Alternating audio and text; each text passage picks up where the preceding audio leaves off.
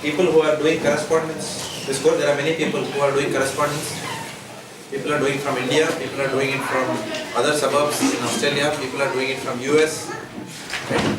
So they are complaining that the children are making too much of noise, so they can't hear what's going on. So at all points in time, the children have to be kept with pin drop silence. The moment they make the first move, immediately please do not wait for the other devotees to tell you. So take them out. So. And then when they are okay, then please come back. And if Matajis are doing this seva, I know it's very difficult, but Matajis are doing this seva, then the Prabhujis should then update them on whatever they have missed. Alright. So today this is our session number 2. The first session was more of a zeroth session in that sense, because we did class norms. So I'm not really counting that as session number 1. So last time was session number 1. Today we will do session number 2. Session number 2 will be covering verses 1.12 to 1.20. Okay. Now I have been a bad boy, so I forgot my own Bhagavad Gita. So someone has to give me one Bhagavad Gita. Sorry about that. Forgot to put that. You have an extra. Yeah.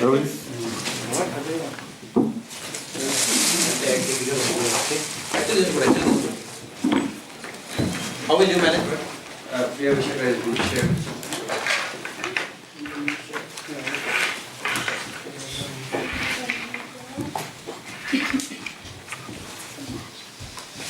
I'll not also get used to what I have to carry.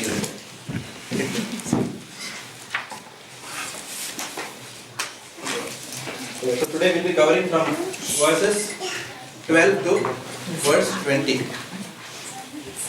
Now before we get into that, let's do a recap. So what did we discuss in our previous class?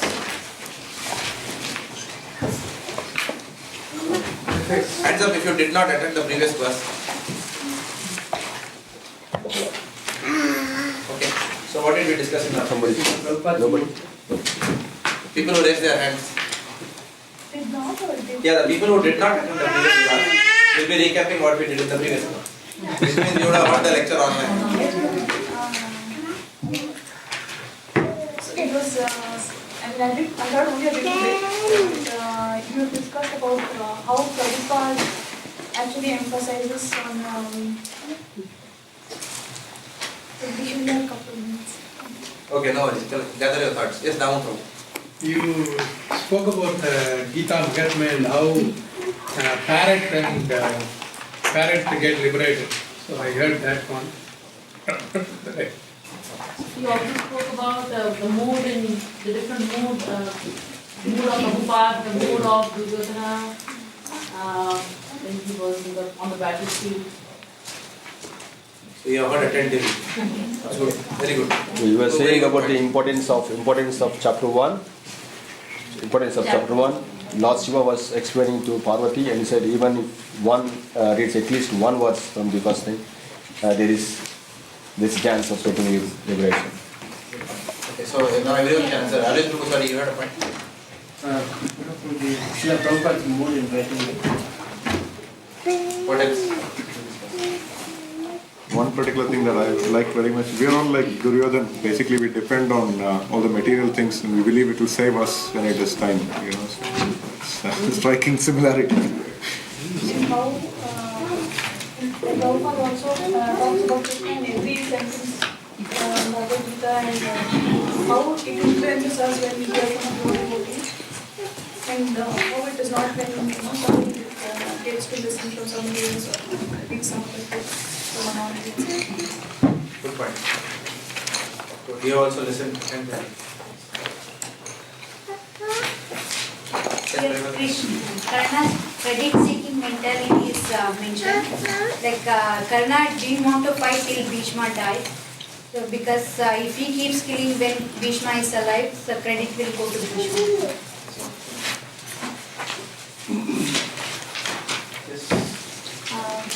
Duryodhana compares Bhishma and Bhima. He is overconfident that Bhishma is in his side and he is very confident of the victory. And he tells Bhima is a big man, he doesn't underestimate the Bhima's strength. good point. Yes, Tarun. One of the points you made was no matter where the opulence of power is, the will of providence will prevail. This is we discussed the primary mission is to surrender mankind to Krishna, and what was the name of Srila Prabhupada? Why he wrote Bhagavad Gita is to defeat the Mayavadis as well. And Mayavadi and yes, yes.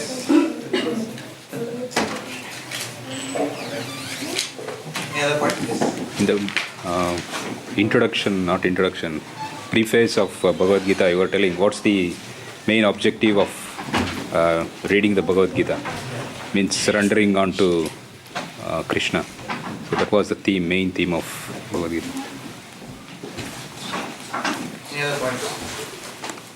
The mode of, we had also discussed about the mode of Dhritarashtra. He was distinguishing his own brothers, children as others, and he was mentioning his children as gurus. This is the point we have discussed.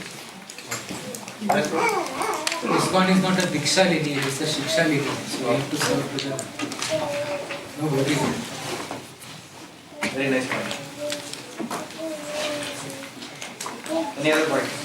Importance of Kurukshetra as Importance of Kurukshetra as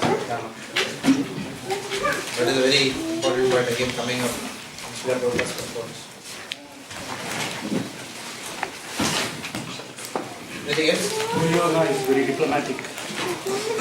When he mentions speak of his chief, he comes in order in which so that he can keep the senior most people happy. First he starts with Bhishma and then comes to Vikarna.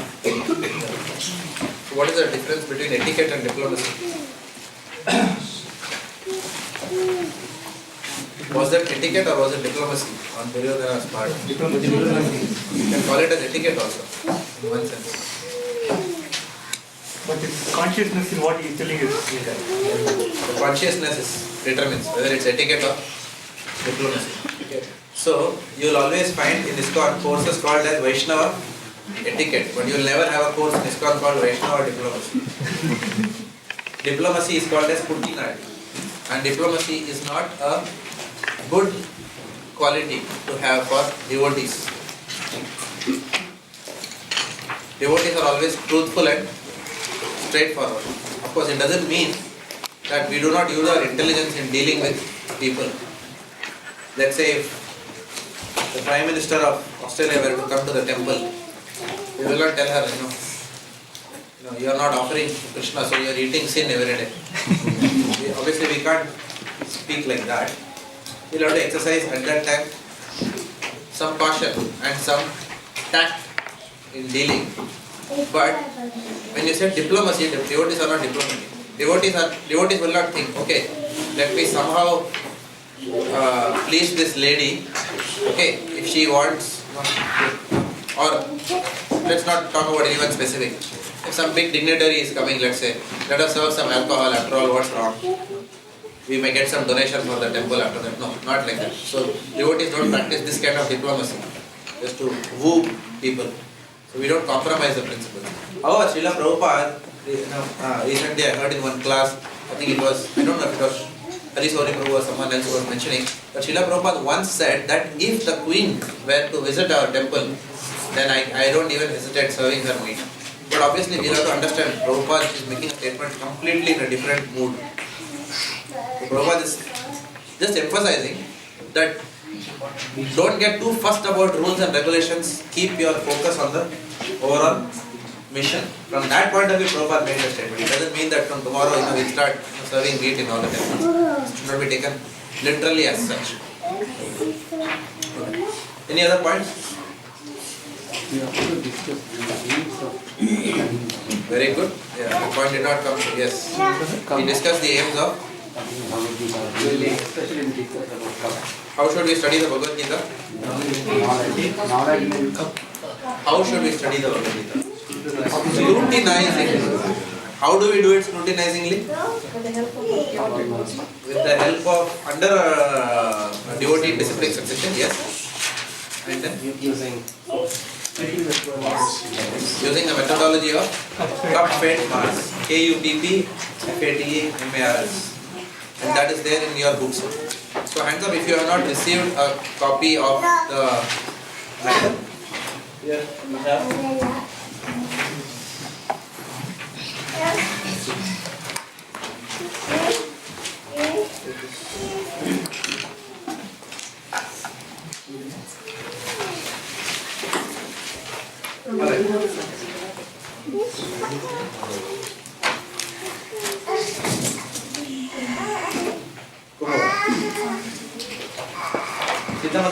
Gita Sarveshwari Mandir. So you are going to attend every class and take exams, right?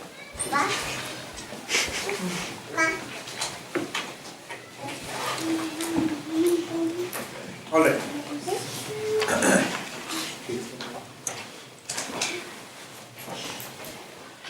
Let me see if we have missed anything in our recap. We discussed Srila Prabhupada's mood and mission in writing Bhagavad Gita, surrender to Krishna. Yes, one thing which we also discussed was that Krishna consciousness attracts everyone. So Prabhupada mentions that across all genders, age groups, everyone has got impacted by Krishna consciousness positively. And as Kiran Prabhu said, for the Jnanis and the Mayavadis, Prabhupada mentioned that they always use the word self for instead of aham. They translate it as self, whereas Prabhupada has very clearly said that it is Krishna. Because Krishna is saying aham means he is referring to him, the personality of Godhead. And for the karmis, what impact does it have? What is the biggest lesson that the Bhagavad Gita gives to the karmis? For the jnanis, it gives them the lesson that God is a person. But for the karmis, what does it give? Huh? I am God. I am God. For the karmis. For Mayavadis. Even for Mayavadis, it doesn't say I am God. For Mayavadis, the lesson is that you are not God. Krishna is God. So that is when God is a person. God is not impersonal. But for the karmis, what is the lesson? There's something above all these materialistic. one has to serve God. Good guess, but One has to serve God. correct. But you're almost there. So what? So Other philanthropic work will not help. you're almost there.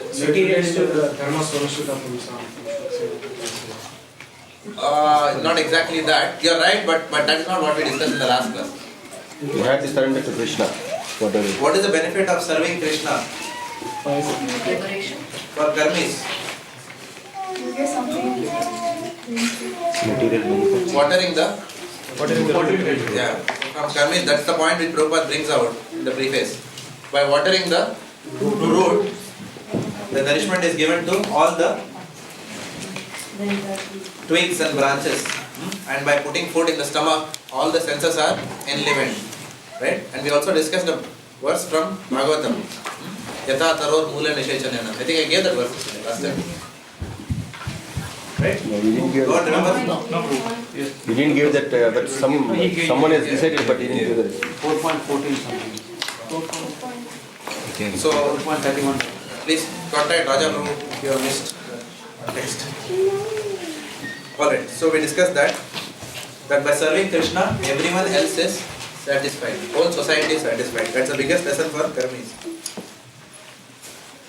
We talked about reading only bona fide version of Bhagavad Gita, Siksha lineage. We talked about Dhritarashtra's mood, which is one of anxiety and fear. We talked about that, which is coming from attachment. Intense attachment to family and wealth. So if we are intensely attached to our family and our wealth in a material sense, then we will never be out of anxiety in this world. We will always be anxious. We discussed that. We discussed the impact of the holy dham on the outcome of any event. Right? So there are two ways of looking at it. One was obviously that Dhritarashtra felt fear that the holy dham may bring the Pandavas into the mode of renunciation, into the mode of goodness, right, or Shuddha Sattva, and then they will then readily give the kingdom. So on one hand he was hoping that would happen. On the other hand, obviously it was also that he knew that the holy dham means satyameva jayate. Truth will prevail in the holy dham, right? Piety will prevail over impiety. So therefore he was also concerned that my sons may actually lose the war. So again we saw Duryodhana's mood, as someone rightly pointed out. Duryodhana's mood was fear, envy, false confidence and bravado. Bravado is what? Pretending that everything is okay. Look, we have fantastic army also on our side. Definitely we will win. It's called like a bravado, a false bravery kind of. False. It's the confidence not really within the heart, but it is just being, it's a lip service. Just saying that, okay, I'm feeling very confident about it. So we saw Duryodhana's mood. Then we saw Dronacharya's mood. What is common between Drona's mood here and Bhima's mood? What is common? What is common between Drona's mood and Bhima's mood? Both want revenge. You remember we discussed that? Bhima's mood was what? His whole goal was to? 3 vows. Yeah, he took 3 vows. What were the vows?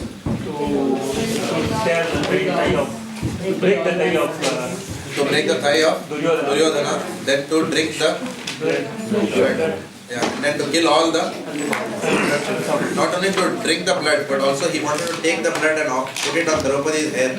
And that is where people say that kumkum putting here started. Ladies put kumkum here. It's basically from that. I'm not very sure about the source of that information. Someone told me that's where it started. Okay. So Drona's mood on the other hand is also revengeful. He wanted to take revenge with Drupada. He had an old enmity with Drupada and vice versa. Drupada also wanted to, his mood is also to take revenge on Dronacharya. Okay. So we discussed all these points in the previous class. Today, so that section was called as observing the armies, the context of the war, both the parties are getting ready. The theme of today's class are the signs of victory for the Pandavas. What were the signs of victory? So today we'll look at nine signs of victory that come across in the Bhagavad Gita. One sign of victory was already discussed in the previous class. What was that? Flag of Pardon? Krishna was on the side of Pandavas. It's actually coming today because Krishna has still not come. Because in the Bhagavad Gita. it was a religious place. Yes, the influence of the holy dham. So that was the first sign of victory. Dharma kshetra kurukshetra. So that is first sign of victory. Today we will see 8 more signs of victory that are coming between verses 12 to verses 20.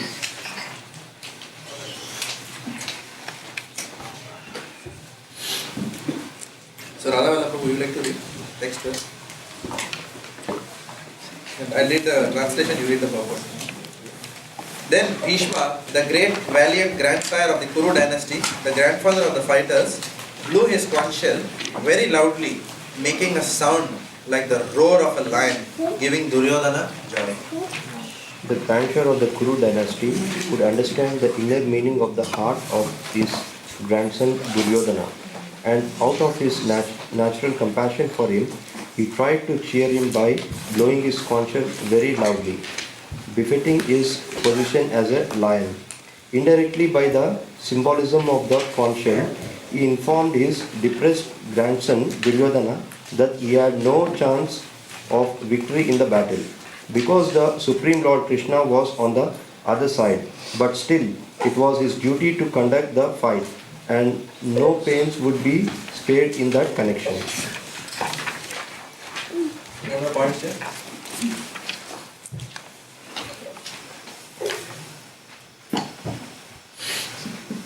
Blowing the conch shell represents basically the strength of the warrior.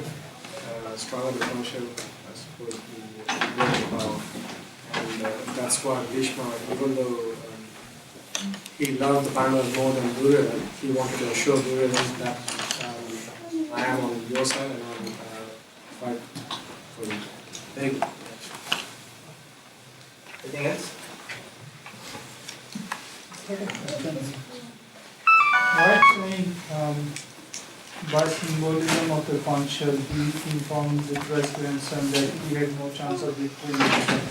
Whereas blowing the conch shell means he's ready to fight and he's other thought it means like he's trying to boost the morale of his grandson.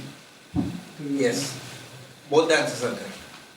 If you read, the purport of Srila Prabhupada carefully and the commentaries, other commentaries of the Acharyas, both the points are correct. In one sense, we'll come to that point. Let's take some other views and then I'm going to speak about both those points. Just hold on to your view for a minute. But what you're saying is correct. Because of it can be argued to some extent, but because of Bhishma, because of his vows that he took, he was fighting from this side. So it can be argued to some degree, but I feel like the Bhishma was more emotionally connected to the Pandavas, but because of his sense of duty, he was still willing to fight with his full might with Kurus and a sense of duty as well. I think it implies to some degree to us that no matter how we feel drawn by material nature, we should still remain in Krishna consciousness and follow its principles as a sense of duty. Even we feel attached or drawn by the material things, as a sense of duty, we should be following the rules and regulations. Okay. It's a good point. So yes, that is why there are two types of bhakti. One is called as Vaidhi Sadhana Bhakti and the other is called as Raganuga Sadhana Bhakti. Okay. Both are components of Sadhana Bhakti. In the Vaidhi Sadhana Bhakti, the impetus to do devotional service comes from a sense of duty, a sense of obeying the instructions of the spiritual master. Fear of the scriptures. These are motivators. They create the impetus to perform bhakti. However, that bhakti is not the way that Radha and Krishna have to be worshipped. That's not the way for Radha and Krishna. This bhakti is good when it comes to... This bhakti can very readily give us the mood of Vaikuntha bhakti, but not Goloka bhakti. For Goloka bhakti, for worshipping the two-handed form of the Lord, and we'll discuss about that in this class in great detail. For worshipping the two-handed form of Lord, Shri Radha Vallabha or Radha Madan Mohan or Radha Shyam Sundar, we cannot approach them with a mood of awe and reverence or out of a sense of duty. We cannot. It is said that in Brahma Samhita, if you read, it is mentioned there are 4 spheres in the 4 directions of Golok Vrindavan. Anyone even who knows the godhood of God is prevented from entering that place. Anyone who is very God-fearing or whatever cannot enter the Golok Vrindavan. If you fear God, if you have a reverence to Him, then the place for us is Vaikuntha. Vaikuntha Bhakti is still very great. Let's not relegate the Vaikuntha Bhakti to something inferior. Vaikuntha Bhakti is itself a very big destination. Not many people attain that.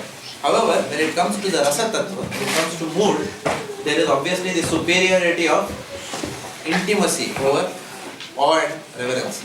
Intimacy will only come when one transgresses etiquette in a relationship. The moment we always had, like last time also we discussed, right?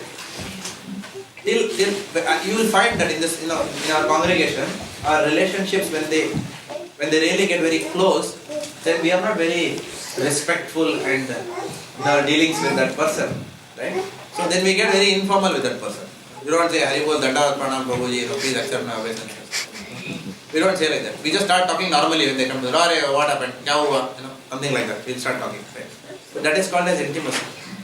Krishna has to be approached. Krishna and Radharani also, the mode of worship in Golok Vrindavan is that intimacy. But before we come to that point of intimacy, we have to go through the process of Vaidhi Sadhana Bhakti. We have to go through the cycle of doing it initially as a duty till actually it dawns on us spontaneously from within our heart.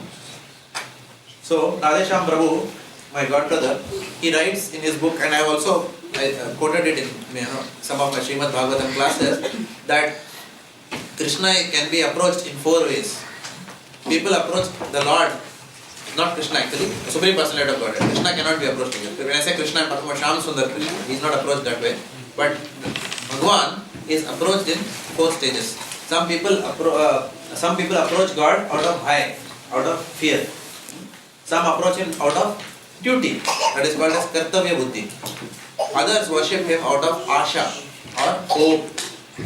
And then the others who are mature, they approach him out of love, spontaneous love, where there is no need to even fall at, when Lord Krishna is coming, in the field, the Gopas are not paying Dandavat Pranam to him. In fact, the Gopas are wrestling with him and taking away his lunchbox.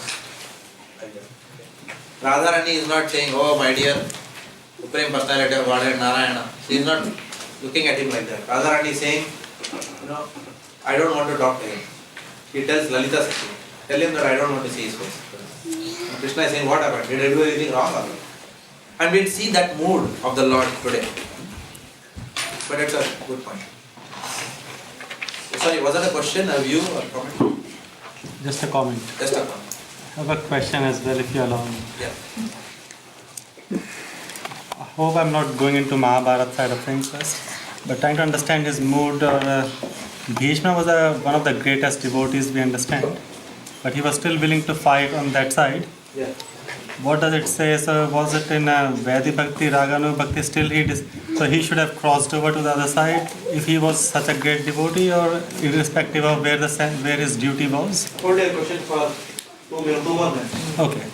Coming. Any other point?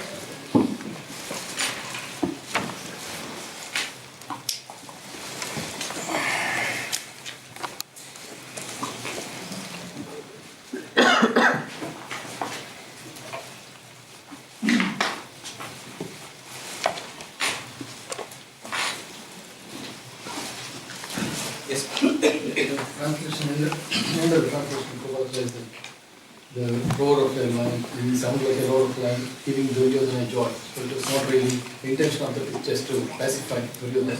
The purpose was not to really in the mood of the council which should be put in the war. That's the other side of the mood. What? Okay. So, in this text 12, as I said before, there are 9 signs of victory for the Pandavas. So in various verses, we will see different signs of victory. In this particular, in text 12, as I said before, the first sign of victory was already covered in the earlier class, which is Dharma Kshetra, Kurukshetra. The fact that the place was a place of pilgrimage, a holy place, that itself was a sign of victory for the Pandavas. This one, in text number 12, we see the second sign of victory, which is that Bhishma did not respond to Arjuna by words. Bhishma did not respond to Duryodhana by words. If you see where the previous verses ended, essentially Duryodhana is trying to appease Dronacharya on one side and Bhishma also on the other side. But Bhishma is not responding to him through words. He is not telling him, don't worry, everything will be alright, nothing. He just blows the conch shell, right? So Bhishma simply blew the conch shell in a mood as if to pacify Duryodhana. Now the word pacify is used. When do you pacify someone? When it's a lost cause. When someone has lost a loved one, you'll go and pacify, don't worry, everything will be alright, you'll get there, you'll get over it, whatever. So the whole mood in which Bhishma blew the conch shell was on the mood of pacifying Bhishma. So that is a point which is very clearly coming across. So the implication of the conch shell which Bhishma blew was, my dear Duryodhana, neither your heroic words, nor my own power. Bhishma had the power of Ichha Mrityu. Neither your heroic words, nor my power, nor my loyalty to you, which is unconditional. He has given his loyalty. Bhishma said that I will fight on the Kaurava side and I will give my life for you. So he says that neither that loyalty, none of these guarantee your victory. None of this. Neither the heroic words, nor my power, nor my loyalty will guarantee victory. Because victory or defeat ultimately is in the hands of Krishna. So that is the message which through the conch shell that Bhishma is trying to give to Duryodhana. And he is saying, however, I assure you that I will do my duty of fighting on your side till I leave my body. So this is the commentary which is given by the Acharyas. So this is the second sign of victory. The first sign is Dharma Kshetra, Kurukshetra. The second sign is that Bhishma mood. Bhishma is conveying that you have no chance, my dear Duryodhana, in this battle, because Lord Krishna is on their side. The third sign of victory is the conch shell which is blown by Vishnu. That is the third sign of victory. So Bhishma is indicating that because Vishnu is also going to blow his conch shell, then you have no chance, dear Kauravas. Now, it's very important to understand Bhishma's mood. In the last class, we had seen so many people's mood, right? We saw Bhima's mood, we saw Dronacharya's mood, and so on and so forth. Dhritarashtra's mood we saw. So we should understand Bhishma's mood also in the battlefield. So Bhishma's mood is one of complete detachment on the battlefield. But that detachment doesn't come from a Mayavadi philosophy. Mayavadis also can exhibit detachment. This is not detachment which is coming from Mayavad philosophy. This is a detachment which conveys that though I am in this material world, I am fighting on the Kaurava's side. Actually, I am not supporting Duryodhana's views. I am not fighting so that Duryodhana's views are my views and I stand for that. Therefore, I am fighting against the Pandavas, so that then after Duryodhana wins the war, then he will become king and I will become his chief advisor. No, he is not in that mood at all. He doesn't care. Right? Bhishma is fighting this battle for a completely different purpose, which only we will understand if we study Srimad Bhagavatam. That is something that is why Srimad Bhagavatam study becomes very important alongside the study of Bhagavad Gita. And in this Bhakti Sastri course, we will always go back and do that subroutine of going back, exiting, discussing Bhagavatam, again coming back into the mainstream Bhagavad Gita, so that we really understand the Bhagavad Gita and Srimad Bhagavatam together in tandem. Otherwise the mood part is not very very clear only if one reads the Bhagavad Gita. So his mood is one of detachment. So though he is fighting on the Kaurava's side, Bhishma is only fighting for one reason. What is that? Chivalry. For the pleasure of the Lord. There is no other reason that Bhishma is fighting this whole battle. And this has been explained very elaborately by the Acharyas in the Srimad Bhagavatam. Prabhupada also writes very long purports on this. So, on the other hand, the Lord wanted to prove that though you have a very powerful fighter like Bhishma, who has the Vardhan, who has the, what do you call for Vardhan? Who has the benediction, who has the boon of Ichha Mrityu. Whenever he wants, he can leave his body. Even if such a powerful person is on your side, because I am on the Pandava side, you people have no chance for winning this battle. Even when such a powerful person like Bhishma is on your side. So sometimes in life, many powerful people, many situations will come in our life which are beyond our comprehension, which are beyond our control, which are too overwhelming for us. We may think that no, I am never ever going to get through this situation because the opposition is simply too powerful, right? However, if Krishna is on the chariot of our tongue, then certainly we will be able to overcome that. And Lord Krishna is giving the promise to us indirectly in this verse. Bhishma is realizing that. So though Bhishma is conveying this to actually Duryodhana. Though I am on your side, you are not going to win. So that is the Lord's plan of putting Bhishma on the Kaurava side. Just to tell all of us that don't worry. Even though such a powerful personality may be on the other side, still my devotee will never perish. But we have to still understand that Bhishma is also his devotee. That is why the Lord chose the devotee to be on the, who else can be so powerful? A demon can never get this kind of power. Even if he gets, he'll meet a very inglorious death, like Hiranyakashipu met. But this is, we are talking about a Mahajana here. Of course, it's a different thing that Hiranyakashipu himself was Jai Vijay. That's a different thing.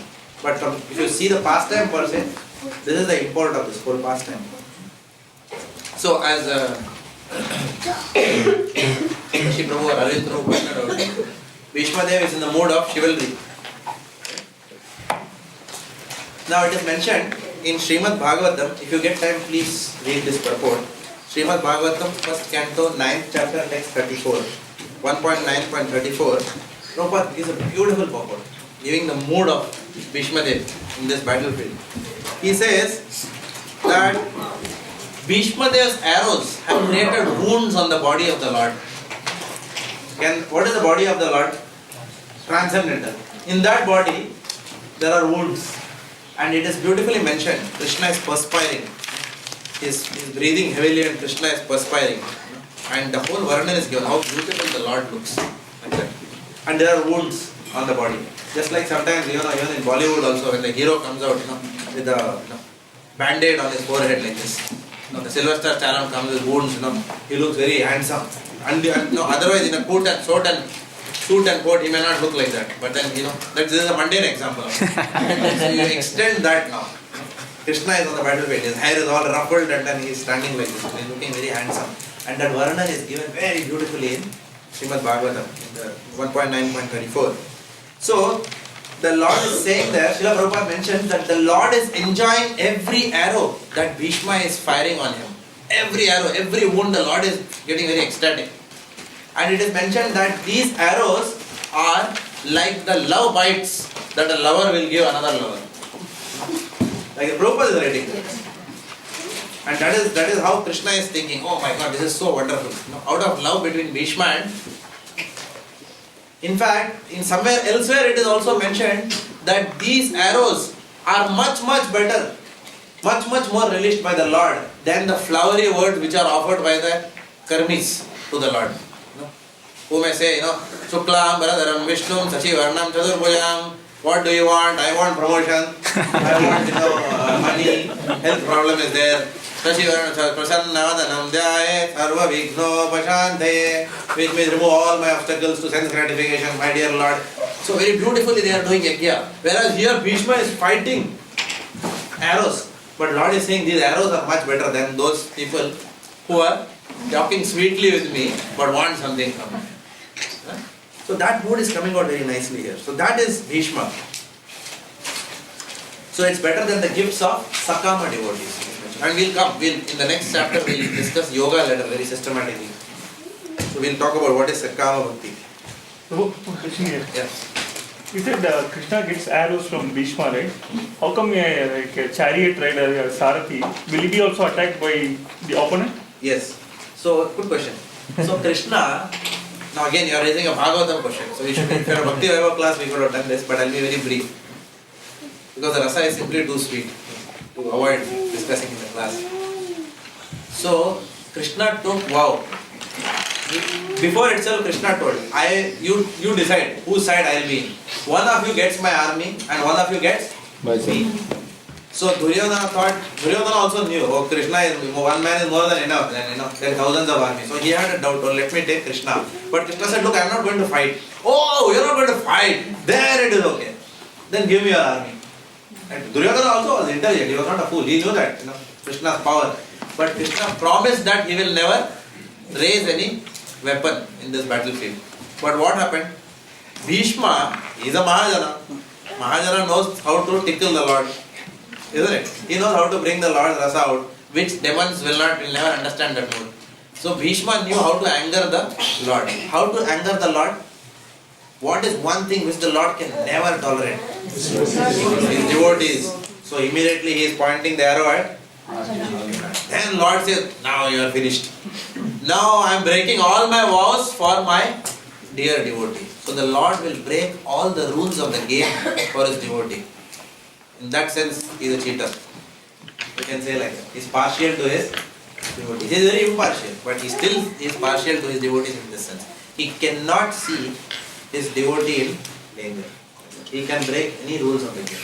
He can appear in a form which doesn't exist in the 8.4 million species, which is neither man nor animal.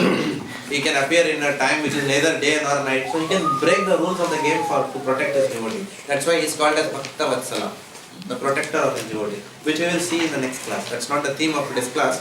We will look at that in detail. So the question, I think I had the same question. The question was why Krishna will choose arrows of Krishna. I mean, Arjuna part is okay, let us understand the way. He wanted to, so Krishna is taking the arrows on his body. Krishna is taking all the arrows. Technically, he was hitting doors and looking. But he is protecting his devotee. Krishna is protecting the devotee such that he is taking all the arrows on himself. In fact, it is mentioned later also. I will come to that point. The chariot, so many things were fired on the chariot where they got injured. We will come to that point a little bit later. But essentially, you have to understand this point that Lord is wounded in this battlefield. Okay. Now you may say that yes, it may not be clearly mentioned somewhere that 10 arrows hit the Lord in the thigh and the body and the eyes. It will not be mentioned like that. Why? Because at the end of the day, you have to understand that the Lord's body itself is transcendental. So there is no question of material energy wounding the spiritual energy. There is no question of it. So the Lord is manifesting those wounds on his body for the pleasure of his devotee. And what happens is Bhishma's only desire in fighting the battle is that he wants to enjoy the mood of chivalry. He wants to anger the Lord. He wants to see that angry form of the Lord. That's all. That's the whole reason why Bhishma was on the battlefield. Otherwise he didn't want anything else. He just wanted to see Lord Narayana charging at him like this. And there's a photograph also, you see. Krishna is charging like this, very angrily at him. And then he drops his bow. Bhishma says, that's all I wanted. Not that, he is fighting, come on, Krishna is coming, I'll fight. No. He says, that's all, that is the perfection I wanted from this battlefield. That's all. That's all I wanted. Right? So his purpose is solved. So that's why, if you see his courtship, he's got nothing to do with Duryodhana in one sense. He's got a much different purpose in being on the battlefield. So that mood is completely different than the mood with Duryodhana is showing or Dhritarashtra is showing. Here, this mood is beyond the three modes of material nature, which only Bhagavatam can tell. Because Bhagavatam is what? Amala Purana. Bhagavatam is the ripened fruit of Vedic literature. Wherever you bite this mango, it will be very tasty. So for such mellows, then we go to the Bhagavatam. And again we come back to the Bhagavad Gita. Okay. It is said, inside Mahabharata, that Bhishma made a vow that he will make Lord Krishna lift weapon in the war and kill him or fight against him. Not sure from which verse of Mahabharata it is. He made a promise that Lord Krishna will take weapon and kill him. So Krishna, in order to maintain the Mahajans or his devotees, he broke his.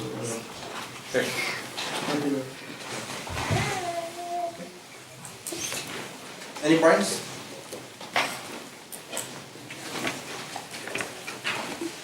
Text 13. After that, the conch shells, drums, bugles, trumpets and horns were all suddenly sounded, and the combined sound was tumultuous. On the other side, both Lord Krishna and Arjuna, stationed on a great chariot drawn by white horses, sounded their transcendental conch shells.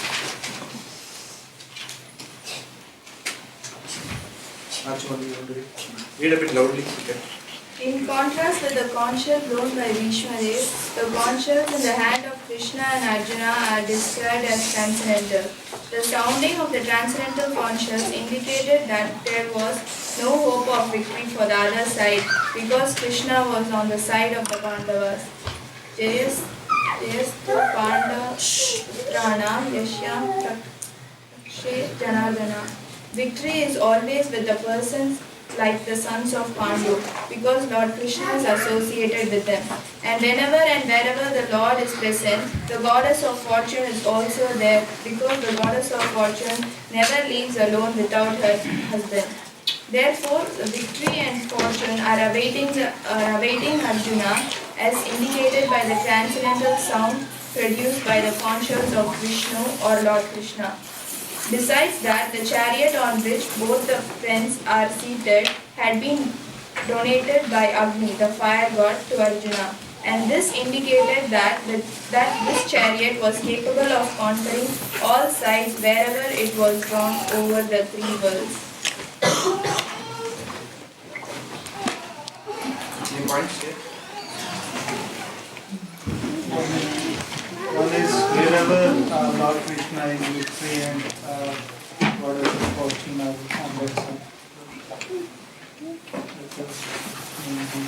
Yeah, very good. That's one of the main points of study. That's one of the signs of victory.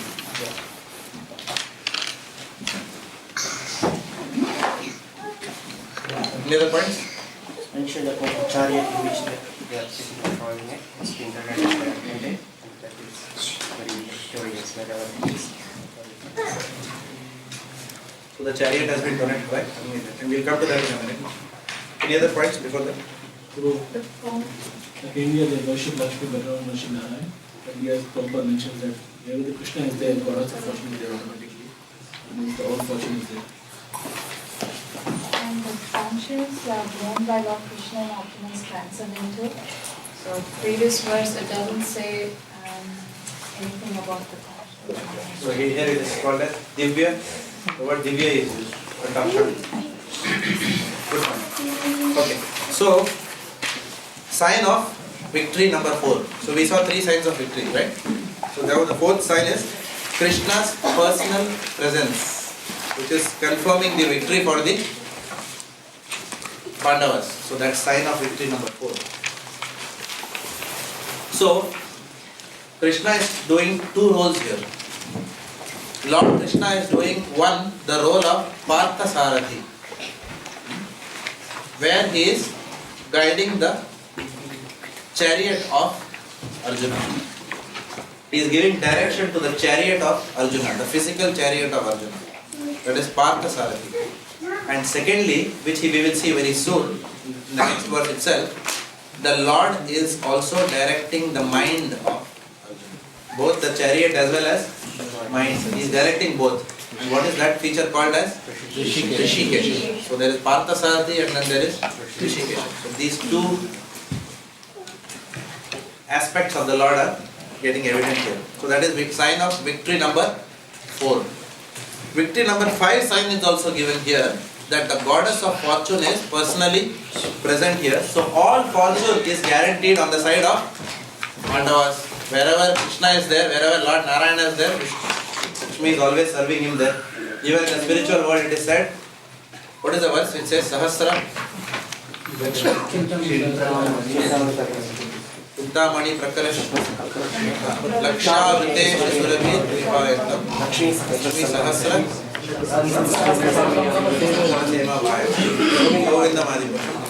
So he is served by millions and millions of Lakshmi even in the spiritual world.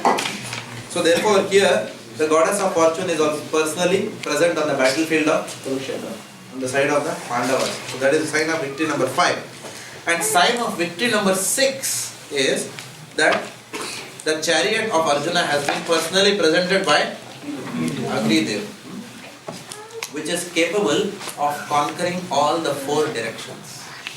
Very, very powerful. So there is a pastime in this regard, that there was a Muni who was called as Satyaka Muni, who had a penchant for doing sacrifices. He wanted to do long sacrifices, very long hour sacrifices. Like in our office, for example, you will find that many managers like to work for long hours. They will simply not want to go from office. In our office also we have people like that. They will come at 7. When we go to office, they are already 1 year into the work. And then when we leave, we find that they have left at 9:30, 10 o'clock, you'll find mails from them. So there are, so just like there are these kind of people. So there was one Satyaka Muni who was also wanting to do sacrifice for long hours. So this Satyaka Muni, what happened? His associates, they ran away from him because they could not sit for such long hours. Okay, because of the smoke that it generates. Okay. Sometimes the body gets tired, the eyes get tired like that. So not everybody can work for long hours. Okay. So his assistants ran away. So he decided to go on his own because a workaholic cannot be stopped. So he decided, okay, I will go on my own. Now once he was doing this yajna with so much of enthusiasm that he put too much ghee on the Agni, and because of that Agni developed indigestion. So Agni went to Brahma suffering from this indigestion, and Brahma suggested that Agni should bring herbs, she should devour the Khandiravan forest. Khandiravan forest, yeah. So where, by which the indigestion will go away, because obviously there may be some medicinal herbs or whatever there. So Agni wanted to devour that forest. Now every time Agni went to devour that forest to burn, Indra used to give a downpour of rain, and therefore Agni's effort was completely foiled. Why Indra used to do? Because Takshak was personally present in that forest, and Indra had a soft corner for Takshak, and it is said that Maya Dana was also present there. So Indra was protecting every time the rain will come. Therefore Agni got frustrated, still suffering from indigestion, and again approached Brahma. Was it Brahma he approached second time? Yeah. And then he was advised that Nar Narayan Rishi, you approach them, they are manifesting as Krishna and Arjuna. You ask them for their help, they will help you. So Agni approaches Arjuna, and then Arjuna tells that I will be able to help you in protecting this forest from Indra's downpour, but I will need A chariot, and B, I will need a quiver which has got an unending supply of arrows. Because what I will do is, with the arrows, I will build a canopy and I will cover the entire forest so that when Indra pours rain, then the forest will never be, forest will not get wet. So you can then devour. So he was very pleased, and for this service, then Arjuna was rewarded this by jointly actually by Agnideva and Varuna. Varuna, right? Agnideva and Varuna jointly awarded these benedictions. So they were so pleased. Now, yes, Arjuna is in a chariot which can conquer all the four directions. So you can imagine the power of this chariot. But at the same time, if you are entering this classroom, if you see on the left hand side, there is a picture where the same chariot is in flames. When did that happen? At the end of the battle of Kurukshetra. At the end of the battle of Kurukshetra, the same chariot was completely destroyed. Lord Krishna tells Arjuna, please step down from the chariot. Okay. Normally the charioteer steps down and then he gives a hand, and then Arjuna will step down. But this time Lord tells him, no, you step down first. I will come. And Arjuna is wondering why the Lord is saying that. Arjuna steps down, Lord Krishna comes out of the chariot. As soon as Lord Krishna comes out of the chariot, boom, the whole chariot is gone. So the lesson Lord Krishna is telling Arjuna is that during this war there were so many Brahmastras, so many celestial weapons that were being fired on the chariot. Right? You think that it is by your power that the chariot was not destroyed? Krishna says no, it is because I was there on the chariot that I was controlling the influence of all these weapons. Right? So he is making Arjuna a bit humble like that. And then Arjuna sees that now that I have got out of the chariot, then the effect of these weapons will now manifest. So as long as Krishna is on the chariot of our tongue, as long as Krishna is in our life, then the impact of karma will be that much lesser on the devotee. But the moment we remove Krishna from our life, then our whole set of karma will come back again to dictate the direction that our life takes from there. We have to understand this point. There is a sign of victory number 7 which is there, which is Lord Krishna and Arjuna's conscience were both called as Divya. Divya means that they are not made of the material energy. Now if you see the Sri Sampradaya, you will find that the Alvars who were there, so many Alvars were there, right, who descended. Many of the Alvars were they were none other than the paraphernalia of the Lord. So we have to understand that in the spiritual world there is nothing called as matter. Everything has got Chit Shakti in the spiritual world. Later on in the Bhagavad Gita we will understand that this material world is nothing but a perverted reflection of the spiritual world. That's why we find imitations of that which has got Chit Shakti, which is just Jad Vastu here in this material world. So a conch shell in this world may not have life, but a conch shell in the spiritual world has life. However, a conch shell which is used in the service of Krishna is to be considered as having life. Okay, this is not out of sentiment, this is reality, because it is mentioned that Balaram manifests as the paraphernalia of the Lord. So when we are using anything in the service of the Lord, then Lord Balaram enters there. That is why we generally don't kick anything with our legs, or we don't keep Mridanga just on the floor or whatever. We always keep the Mridanga Prabhu somewhere on top. We don't even keep just Bhagavatam on the floor or something like that. We don't do that. Because then the Lord is entering there. So this is the paraphernalia of the Lord. So Lord Krishna's and Arjuna's conch shells were transcendental. They were not products of the material energy. Now, having seen everybody's mood in the battlefield, having seen Duryodhana's mood, Dhritarashtra's mood, Bhima's mood, Bhishma's mood, now we will see the mood of Lord Krishna. What is Lord Krishna's mood in the battlefield? Now, in ISKCON, usually two forms of the Lord are discussed very often. One is the four-handed form of the Lord, and another is the two-handed form of the Lord. And we'll study more about that as we progress in the Bhagavad Gita, where Arjuna says, "Oh my dear Lord," first he shows the Virat room, then he shows four-handed form, then Arjuna says, "No, two-handed form." It goes through a progression like that. So there are two forms which is discussed. Now, the four-handed form is the form where the Lord is usually holding the Shankha, Chakra, Gada and Padma. This conch shell, etc., are always held by usually the four-handed form of the Lord. So the conch shell also, in this context of Kurukshetra, the conch shell also signifies that there is a little bit of Aishwarya which is involved.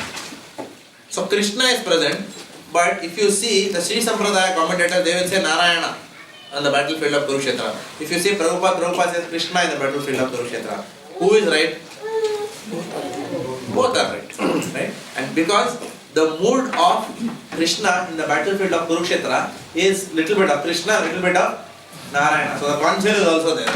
Like that. So the Lord is characterized by Shankha, Chakra, Gada and Padma. If you see the Srimad Bhagavatam cover, you will find that there are so many manifestations of Vishnu who are mentioned there. Keshava, Narayana, Madhava, Govinda, Madhusudana, Trivikrama, Vamana. So many forms are there of the Lord, and each of them has got a different combination, is holding the conch shell in different hands. Each of them is holding the lotus in different hands. The permutation and combination is different for each Narayana form of the Lord. So here also we see that Lord is holding this conch shell. He is coming in a princely form, almost like a Kshatriya. He is coming like a Kshatriya onto the battlefield. Okay? So this Shankha is an integral part of Narayana and his Aishwarya feature. Now, who is this Krishna then? What is the difference between then Krishna and Narayana in this context? Is it Krishna or is it Narayana? And we said both are there. Krishna is also there and Narayana is also there. So in this context, we have to understand that originally Krishna never leaves Vrindavan. Krishna never leaves Vrindavan. So what is he doing in Kurukshetra? That may be a question. How did he come to Kurukshetra? So we have to understand that the Krishna who was present in Kurukshetra is not the same Krishna who was present in Vrindavan. They are two different manifestations of the same Lord. The difference being that the Krishna in Vrindavan, his godhood is completely covered. Whereas as Krishna comes out of Vrindavan, his godhood starts manifesting bit by bit by bit by bit. And by the time the Lord has now come to Kurukshetra, to a good extent his godhood has got manifested. But still, the Lord is demonstrating which rasa with Arjuna? Sakya rasa. So to that extent, still he is that, still his Godhood is little bit obscured because of that. Otherwise, how can Arjuna kick the charioteer to give him direction? So he is somewhere in between. So it is mentioned that Lord Krishna in Kurukshetra is the Vasudeva feature of the Lord. So the Lord Krishna expands into Balaram. Lord Krishna's first expansion is Balaram. Balaram expands as Narayana. Narayana expands into first Chaturvyuha, which are Vasudeva, Sankarshan, Aniruddha and Pradyumna. It is that Vasudeva feature of the Lord. From that Vasudeva comes this Krishna, and from that Vasudeva also came Lord Ramchandra. So we have to understand that. So Lord Krishna in Kurukshetra is a Vasudeva feature, which is somewhere in between Aishwarya and Madhurya. Now, we also need to understand that the Lord is Akhila Rasamrita Murti. That is the highest understanding of the Absolute Truth. Akhila Rasamrita Murti means what? That He is the reservoir of all mellows and relationships that exist in the material world. Everything. Om Purnamadam Purnamidam is complete and perfect. Everything that you see, everything is in Him. Like that. So He is Akhila Rasamrita Murti. And Srila Prabhupada gives a very interesting commentary in the Nectar of Devotion, chapter 23. If you have time, please cross-reference from this section and go to that section and please read the purport and come back. Srila Prabhupada is mentioning chapter 3, where he is analyzing Lord Krishna's personality, the way it has been described by the Acharyas. And that's what I have written here on the board for all of you. What's the reference to Nectar of Devotion? Nectar of Devotion. Nectar of Devotion, chapter 23. This is from till this line. Don't go below that. Okay. So the personality of the Lord is analyzed as having 4 features. Dhiro Datta Krishna, Dhira Lalita Krishna, Dhira Prashanta Krishna, and Dhiro Dhata Krishna. So this is Dhiro Datta and this is Dhiro Dhata. Sanskrit is very subtle. You have to understand that. So the Dhiro Datta feature of the Lord is characterized by qualities as gentleness, gravity, being very forgiving, being very merciful. I'll read out an example of this as written by Srila Prabhupada. Srila Prabhupada says, please listen carefully. Srila Prabhupada talks about Dhiro Datta feature of the Lord. He says, in this connection, the following statement is given by Indra, the king of heaven. Indra, the king of heaven, is mentioning this about the Dhiro Datta feature of the Lord, saying, my dear Lord, please listen carefully, my dear Lord, I admit that I have committed great offences unto you. What offence is he talking about? I admit that I have committed great offences unto you, but I cannot express my feelings of regret.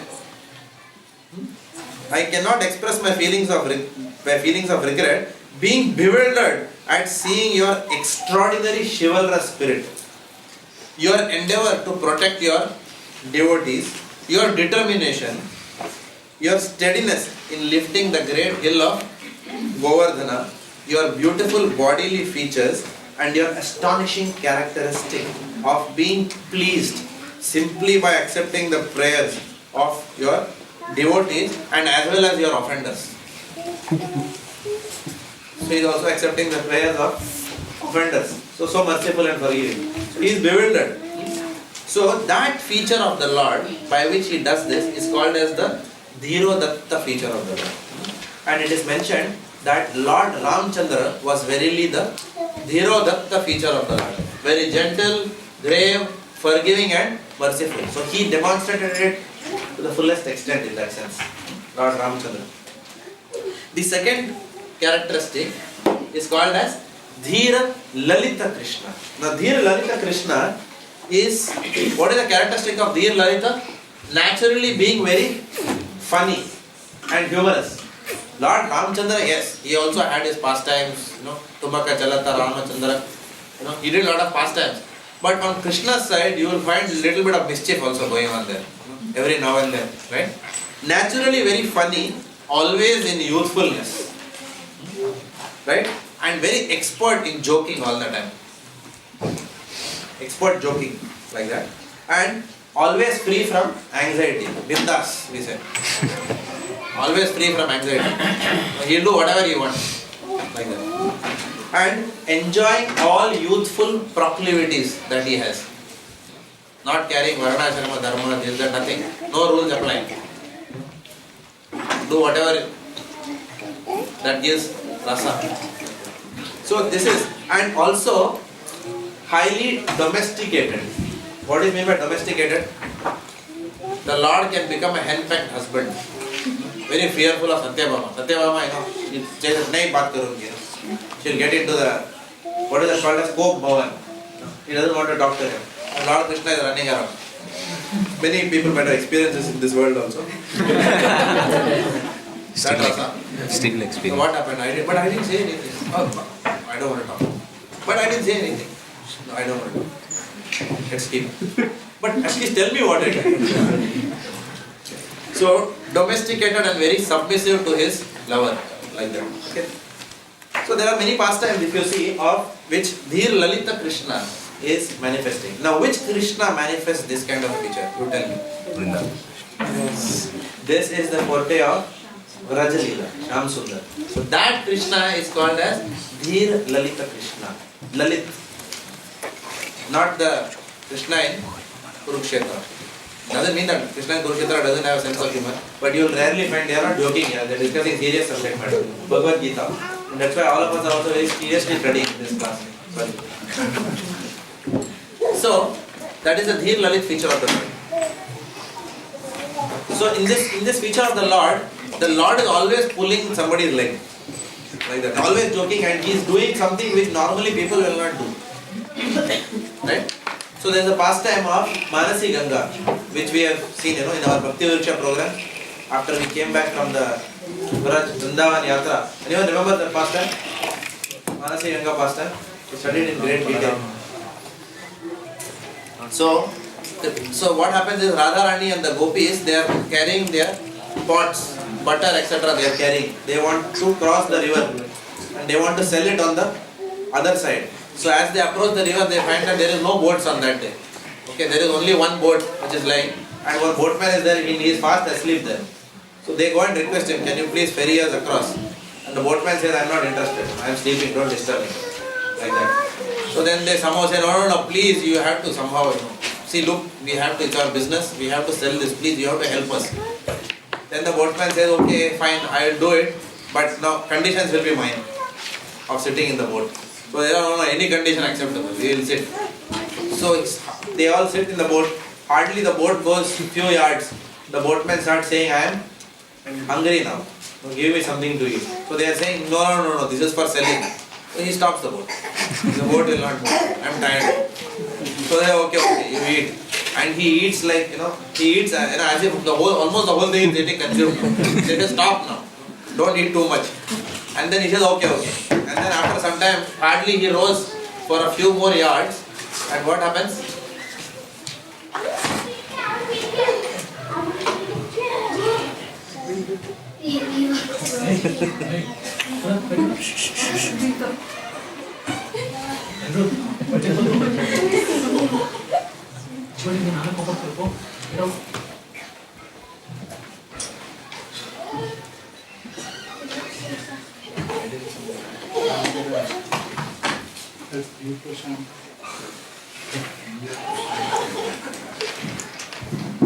So he starts rowing the boat after eating.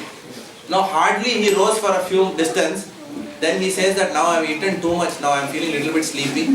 I want to take some rest. So they say, what kind of boatman is it? And they get very angry at him. They say, no, you better now try it again. So again he is starting to, Then he says after some time that I am very tired. Can you please massage my hands and legs? Otherwise the boat will not. So like that he is going on, the boatman is going on and on. And after some time what happens? After the massage, then he suddenly says that, the boat starts leaking from somewhere. He says that I think, the weight is too much in the boat, so maybe you should throw all your pots down, the water. So they say, but business, he says, but then, you want life or you want business? Throw all your pots. So they throw, throw all the pots. And then he says that after some time he rose, he says that now I think the weight is further too much. Now whatever ornaments that you all are wearing, that also you throw. So they said he's getting too much now. And finally he says the final thing. He says, now I think your clothes are all too heavy. Throw all your clothes on, like that. And then they realize something is really wrong here. And they went to go and try to, they chastise him, but what happens, he starts rocking the boat like this, and suddenly the clouds start coming menacingly on top, and then the whole atmosphere becomes very difficult, as if there's a cyclone that is coming, like a tsunami he creates. And then on top of that, and then Radharani is very scared, and the gopis are also very scared. But Radharani specifically is very scared. And to top that, she's holding the boat, and then he starts rocking the boat deliberately further on top of that, the boatman. And then Radharani, she just, out of fear, she goes and falls on him, and she hugs him tightly. Okay, and as she hugs him, what happens is the boatman's clothes come off from his head, and then they can see a peacock feather from top, like that. And then the gopis are also astonished. They chastise Radharani. How can you hug that boatman? What kind of chastity is this? And then finally they see the peacock feather. They say, oh, this is Krishna. So then the moment they see the Lord like that, then again the whole atmosphere becomes very tranquil, again peaceful. Nice moon comes out and Krishna enjoys a lot of pastime. So this is one aspect of Dhir Lalita Krishna. This aspect of Krishna we will not find in Vaikuntha Bhakti at all, where we are just worshipping, oh Narayana, you are the Lord, I am your servant. This kind of mellows will be available only in the Golok Vrindavan, where the godhood of God is completely covered. He also doesn't want to do anything with his godhood, neither his bhaktas also don't want anything to do with godhood. It is mentioned that during the Ras Leela, Krishna absconded and Narayana came there in the 400 form. And all that, instead of, normally when Narayana comes in 400 form, people pay obeisances. But the gopis are looking at him and say, have you seen Krishna? I'll say, yeah, this way he went. So this rasa is very different. And this is the forte of Sri Lalit Krishna. So you have to understand the mood of Lord Krishna in Vrindavan. Next comes the Dhira Prashanta Krishna. Dhira Prashanta Krishna manifests the quality of being peaceful, being very forbearing, being very considerate, and being very obliging. These are the characteristics of Dhir Prashanta Krishna. And this is what he demonstrates with the Pandavas in Kurukshetra. So the Krishna who is there in Kurukshetra is Dhira Prashanta Krishna. We have to understand that part. So, it is the devotion, Prabhupada writes that it is the devotion of the Pandavas towards Lord Krishna that made Lord Krishna become their charioteer, advisor, friend, messenger and bodyguard. So he played so many roles. He played the role of charioteer, advisor, friend, messenger and bodyguard. So many roles because of the love of the Lord. Now, again Prabhupada mentions, and I'll read that out. Prabhupada mentions that when speaking to Maharaj Yudhishthira, this is elsewhere, not in the battle of Kurukshetra, when speaking to Maharaj Yudhishthira about religious principles, during the Rajasuya sacrifice, Krishna is speaking on the religious principles. So when speaking to Maharaj Yudhishthira about religious principles, Lord Krishna demonstrated himself as a great learned scholar. But because he was in the mood as if he was the younger cousin of Maharaj Yudhishthira, he was speaking in a very gentle tone which enhanced his bodily features. So please understand the mood in which Prabhupada is writing all this. He is speaking in a gentle tone as if, whatever it is, I am younger to you, dear Yudhishthira, like that. But he is still advising him instructions like that. The movements of his eyes and the mode of his speech, the movement of his eyes and the mode of his speech proved that he was very, very expert in giving moral instruction. Sometimes Maharaj Yudhishthira is also accepted by learned scholars as Dhira Prashanta. So there is a little bit of formality, there is a little bit of etiquette here, there is that give and take, that decency, that friendship, all that is coming here. But still it is nowhere near that Manasi Ganga, whatever it was, where people are, gopis want to bash him up. You will not find that here. But still there is intimacy here. where the Lord is considering himself as younger brother and cousin and whatever. So, the Godhood is slowly, little bit is covered and little bit is not covered. That is Dhira Prashanta Krishna. And then we have the final analysis by the Acharyas as Dhiro Dhata Krishna. Dhiro Dhata Krishna, he demonstrates the qualities of being very envious, being easily angered, being restless, and being very complacent. Now, if you read this again, you will see, are we talking about Krishna or some demon? No, that is what the first thought. And I read it, I also pulled it. What is this? It doesn't look like very Krishna conscious qualities. Anyone who has these qualities, he cannot get devotional life, we say. But Krishna is manifesting these qualities. Why? Because Krishna is Om Purnamadam Purnamidam. He is complete. So there cannot be any quality which is not there in the superset. How can a subset have that when superset doesn't have? So that is called as Dhiro Datta. However, we still have to understand that Krishna is not demonstrating these qualities in the modes of material nature. These qualities still are transcendental envy, transcendental pride, transcendental easily angered, transcendental restlessness and transcendental complacence. Not the complacence of the material world. Right? So, here the example is given of Krishna chastising Kalyavan. Kalyavan attacked along with Jarasandha, right? When Jarasandha attacked from one side, Kalyavan also attacked from the other side. Lord Krishna's army. Especially even after Lord Krishna defeated Jarasandha, how many times? 17 times he defeated. And then after that Kalyavan also came to fight against Krishna. So Krishna is addressing Kalyavan. I am reading the sentence. Krishna is calling Kalyavan as you sinful frog. How would you like to be called like that? You sinful frog. He is calling like that. He says, you sinful frog, find shelter immediately somewhere, else the black snake called as Krishna will devour you. Now this is an indication of pride, especially in the, that Amjad Khan in Sholay movie, in the villain in Hindi movies, he demonstrates, Goli se uda dunga, he will say like that. Right? Maut tere sar par naach rahi hai, something like that. These dialogues are given. Which means, I am a very powerful man, you better know who you are dealing with now. This is coming from a sense of pride. Like that. So Krishna himself is showing that pride here. And Krishna is saying, you don't know, but I can turn all universes into ashes simply by looking at the universes. So please know who you are dealing with. Lord is demonstrating a little bit of pride here. So that mood is called as Dhiro Dhata Krishna. The Acharyas say that all these qualities are only adorning the feature of the Lord. So these are perfectly acceptable on the Lord as He uses these traits. He uses these traits only to protect His devotees, as Bhagavad said. He doesn't misuse these traits like we may do in the material world. He doesn't misuse. He uses these only to protect His devotees. So even undesirable traits, even if these undesirable traits are in us, the Acharyas say we can use this in devotional service and that is still pleasing to the Lord. For example, anger we can use in devotional service to chastise people who are envious of Krishna. We are perfectly within our rights to get angry at Mayavadis when they say you are God, I am God. So we can definitely call them as rascals. It is like a Vedic mantra. If you call a Mayavadi as a rascal, it is not a bad word. It suits them very well. Because they are killing Krishna. They are misleading the population. So it is perfectly correct to unleash our anger on people who are envious of Krishna.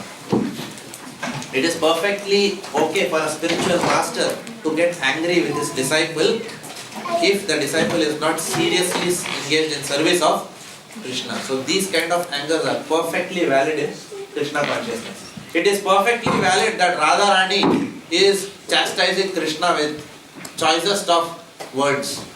Perfectly okay. Why? Because Krishna ready to strike. It is perfectly valid that Bhishma is firing arrows at Krishna because Krishna loves that.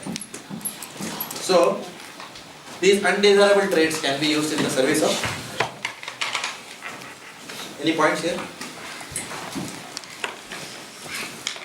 So we call Parshuram Avtara as a Dhiro Dhata. Yeah, you can call that Parshuram Avtara. He's got many qualities of Guru. He wanted to protect the Brahman Kul. How can we connect all this to verse 14? Huh?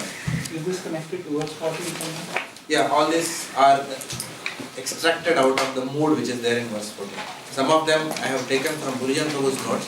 Some of them are based on my own understanding where gone back to Nectar of Devotion. Especially this mood, I had read it many years back when I was reading somewhere. I thought that it will be apt to communicate this mood. Actually, the whole idea was for me to only tell that Krishna is Dhir Prashanta Krishna. But you wouldn't know the context of this till others are put. So now you know exactly where the mood of Krishna is fitting in Krishna. So, in that sense, yes, they are not mentioned directly in Prabhupada's purport. This mood is like Krishna as a whole appeared in Vrindavan here, or just for the Kurukshetra? This is the Kurukshetra mood. But he displayed everything else. Displayed everything else. All the other moods as well when he was present in this. Oh yeah, yeah. In the earthly Leelas, he demonstrated everything.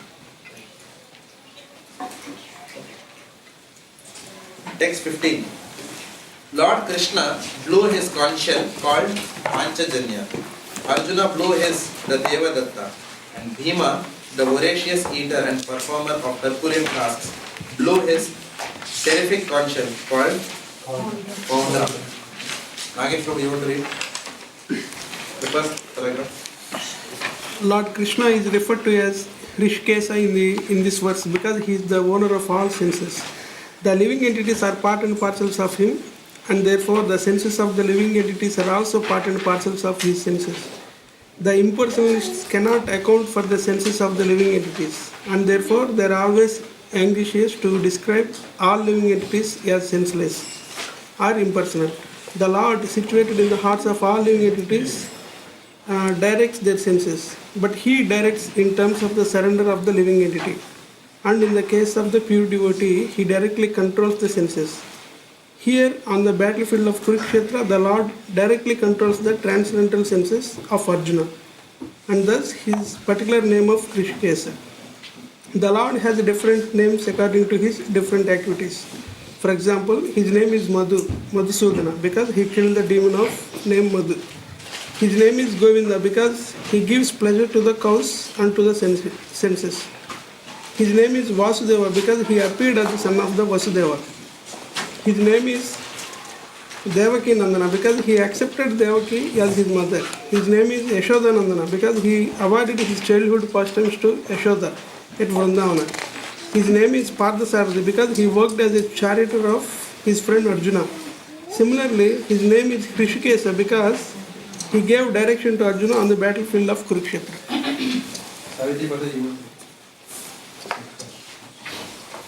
Arjuna is referred to Jagannath in this verse because he helped his elder brother in fetching well when it was required by the king to make expenditures for different sacrifices. Similarly, Bhima is known as Rikodara because he could eat as voraciously as he could perform Herculean tasks such as killing the demon Hidimbi. So the particular types of conch shell blown by the different personalities on this side of Pandavas, beginning with the lords, were all very encouraging to the fighting soldiers. On the other side, there were no such credits, not the presence of Lord Krishna, the Supreme Director, nor that of Goddess of Fortune. So they were predestinated to lose the battle, and that was the message announced by the sounds of the commissioners. What are the points here? Lord is controlling his devotees. Lord is controlling his devotees. Can you further? Lord is controlling his devotees, controlling the sense. Which devotees? I mean, in this case, it was Arjuna. Correct, but whose senses does the Lord control? So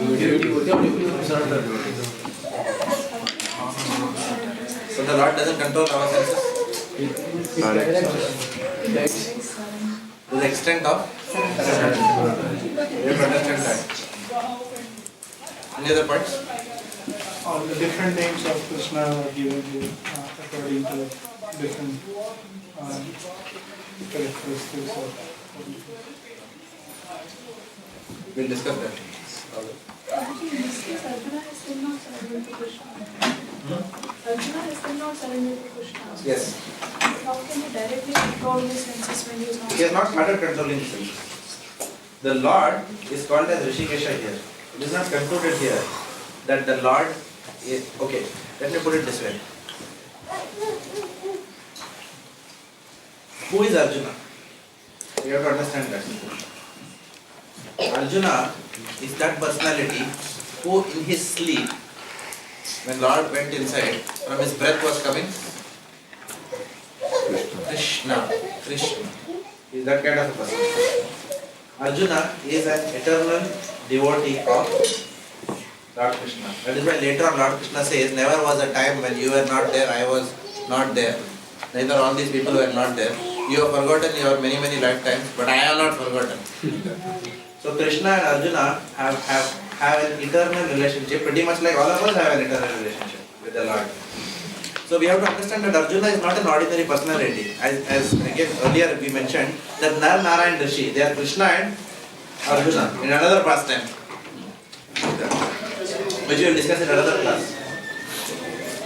So we have to understand that yes, Arjuna is never bewildered in one sense. Arjuna is put under bewilderment by the Lord. So the Lord can control our senses in two ways.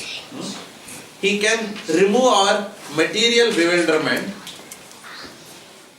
He can remove our material bewilderment by giving us His love. But if His pastimes need that we have to become bewildered materially, then He will do that also. Because then He wants to enjoy that rasa as Dhira Prashanta Krishna. Does it make sense? Like Parikshit Maharaj also.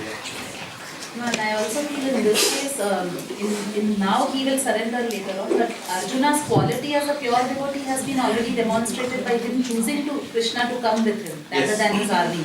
So it shows that he is a pure devotee and he surrendered to Krishna. He said, no, I don't want your army, but I want you to be on my side. So he is already a devotee. He has already an eternal relationship with Krishna. But it is mentioned, again the Acharyas are commenting, it is mentioned that Arjuna was actually deliberately put under bewilderment by the Lord Himself, so that the Bhagavad Gita could be spoken. If Arjuna would not have, Hare Krishna, no, please accept my obeisances, go and fight. Oh, okay, my dear Lord. And there is no Bhagavad Gita, nothing for us to learn. So therefore, he has to be put under bewilderment. Like that. If Jai Vijay wouldn't have had that pastime with the Sanat Kumaras, Sanat Kumaras anyway said, we are okay, we pardon you. But still Lord Krishna said, let the curse prevail for Jai and Vijay. Lord can remove any curse if he wants. But still that Jai Vijay, that curse was there. If that curse wouldn't have been there, there would have been no Ramayana, there would have been no Mahabharata, there would have been no Jagai Madai Leela in Chaitanya Charitamrita. So therefore we have to understand that the Lord deliberately sometimes controls the senses of His pure devotee the other way also. Because He may say that you are too pure now, you better get bewildered a little bit. But for us, you are too bewildered, better you have some purity. For us it's the other way. He will control to the extent of our surrender. Ye yatha mam prapadyante tam tataiva bhajante. So why is Arjuna's senses mentioned here as transcendental senses? Arjuna's senses are mentioned as transcendental. Yeah, Arjuna's senses are transcendental because Arjuna is a pure devotee of the Lord. But he is not a paraphernalia incarnation of Lord, right? He is not but not only paraphernalia incarnations of the Lord are pure devotees. There can be other devotees also who are not paraphernalia incarnations of the Lord. For example, a tree also can come down, a manjari can come down. Rupa Goswami was Rupa Manjari who came down. Ramananda Rai was Vishaka Sakhi who came down. Rup Damodar Prabhu was Lalita Sakhi, like that. So pure devotees can come down in any form. Narad Muni came down as Gadadhar Pandit. Can this be the reason because it's right here? Sorry, not Gadadhar Pandit. Srivas Pandit. Krishna was controlling the senses of. Krishna controls the senses of his pure devotees. That's why the senses of Arjuna are transcendental. Can that be the reason? The senses of Arjuna are transcendental in any way. That's the point we are trying to make. We have to understand that Arjuna was always a pure devotee. Yamunila pointed out, otherwise he wouldn't have chosen Krishna. He was completely surrendered to Krishna anyway. Otherwise, why will he choose Krishna on his side. Krishna's armies he could have chosen, right? But he chose Krishna on his side. But if it was somebody else other than Arjuna and that person is pure devotee of Krishna, will his or her senses be counted as transcendental senses? The moment we say somebody is a pure devotee of Krishna, there is no question of material senses. Such a person is already a Jivan Mukta, a person who is liberated within this body itself. That is the whole idea of transcendental senses. Completely senses are purified. Prabhupada was a Jivan Mukta. Prabhupada had body like all of us. Externally we may say that yes, he was like that. But Prabhupada's eyes is not equivalent to our eyes. This morning Shankar-Shandasa Adhikari Maharaj was giving a class. I didn't attend, but Yamunalila gave me a dump on what he spoke. So Maharaj said, this morning's class only, right? So when he had a chance to associate with Srila Prabhupada very closely, so he always tried to keep himself in close proximity of Srila Prabhupada, so he could observe Srila Prabhupada very closely. So he said that when Gaur Nitai appeared in one of the temples, which temple was that? Atlanta temple. Then Srila Prabhupada was looking at Gaur Nitai, and he was looking at Gaur Nitai and he's saying that, so Gaur Nitai have manifested very nicely in Atlanta, he said. And Shankar Maharaj said, I was also watching Gaur Nitai, Prabhupada was watching Gaur Nitai, but still there was a difference. Prabhupada was seeing something which I was not seeing. Yes, I was also seeing the deities of Gaur Nitai, but Prabhupada was seeing Gaur Nitai. In one sense they are not different, but Prabhupada was seeing that the form which enters the deities, like that. So Srila Prabhupada's body can be called as completely transcendental. That is why the bodies of Acharyas, the transcendental bodies of Acharyas, they are what do you call it? Buried. Samadhi. Except there are only some exceptions which have been made. That too, we read it Brajalila, right? That some Acharyas, I can't remember which Acharya it was, but they did not do that. They cremated means what? To give fire, right? They cremated because then the Mughals, Emperor Aurangzeb, he used to desecrate their transcendental bodies. That's why they. I think was it Jagannath? Yeah, we discussed that. All right. We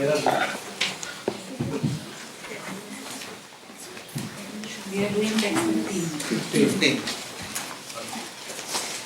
Okay. So I'll go a bit faster in the interest of time now. So Lord Krishna is mentioned here as he is coming in as Rishikesha. Rishikesha means controller of the senses. So as preachers, as well as for personal application, we need to remember this. If we are struggling with any problem in our life, wherein we are not able to control our senses, the only way out for developing that control is attentive chanting. Till we come to the point of attentive chanting, we will never be able to get the control over our senses that we desire. That desire has to be backed up by sincere effort. We are all struggling in that sense with our material desires. But Srila Prabhupada gave us a very practical formula for surrendering to the Lord, which is attentive chanting. If that one aspect, if we can do in our life properly, then all other things in our life will get sorted out. All other things. And if that one aspect, if we don't do properly, then nothing will get sorted out. We will still continue year after year after year after year in the same problem. So, Srila Rupa Goswami mentions, Sarva Upadi Vinir Muktam Tat Paratvena Nirmalam Rishikena Rishikesha Sevanam Bhakti Dikshite.